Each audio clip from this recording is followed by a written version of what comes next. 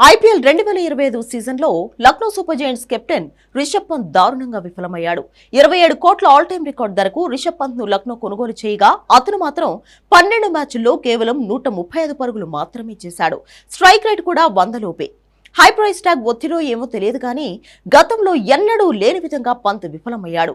అతని వైఫల్యం కారణంగా Lucknow Super Giants play offs కు చేరకుండా ఇంటిబాట పట్టింది. ఈ క్రమంలోనే రిషబ్ పంత్ ను లక్నో సూపర్ జైంట్స్ వదిలేస్తుందనే వార్తలు తెరపైకి వచ్చాయి. ముఖ్యంగా రిషబ్ పంత్ ఆట తీరుపై లక్నో ఓనర్ సంజీవ్ గోయంకా అసంతృప్తిగా ఉన్నాడని, అతన్ని తదుపరి సీజన్లో కొనసాగించే ఉద్దేశం లేదని జాతీయ మీడియాలో కథనాలు వచ్చాయి. రిషబ్ పంత్ కు 27 కోట్లు అనవసరమని కూడా లక్నో భావిస్తుందని ప్రచారం జరిగింది. అయితే ఈ వార్తలపై రిషబ్ పంత్ ఆగ్రహం వ్యక్తం చేశాడు. ఇవన్నీ ఫేక్ వార్తలని ఎక్స్ వేదికగా మండిపడ్డాడు. ఫేక్ న్యూస్ కంటెంట్ కు ఎక్కువ వ్యూస్ వస్తాయని తాను అర్థం చేసుకోగలనన్నాడు. కానీ ప్రతిదానితో నకిలీ వార్తలను సృష్టించవద్దని కోరాడు.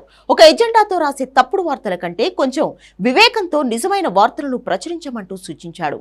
సోషల్ మీడియాలో కాస్త బాధ్యతాయుతంగా తెలివిగా ప్రవర్తించండి అంటూ పంత్ ట్వీట్ చేశాడు. కాగా గుజరాత్ టైటన్స్ తో జరిగిన మ్యాచ్లో లక్నో సూపర్ జైంట్స్ 33 పరుగుల తేడాతో విజయం సాధించింది.